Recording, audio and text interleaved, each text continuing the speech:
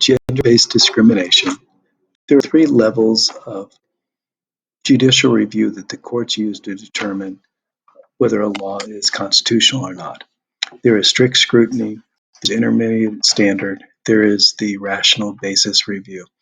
So for African Americans, they use strict scrutiny, and this is the toughest standard.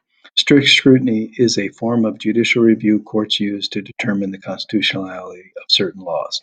It involves discrimination. To pass strict scrutiny, the legislature must have passed the law to further a compelling government interest, and it must be narrowly tailored to the law to achieve the interest. It's used in equal protection claims. To apply strict scrutiny, the legislature passes a law that infringes on a fundamental right or it involves a suspect classification. And a suspect classification is race, national origin, religion, or alienage. Now, with intermediate standard, this deals with women.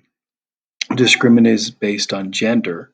Intermediate is basically in between the rational basis review and the strict scrutiny review.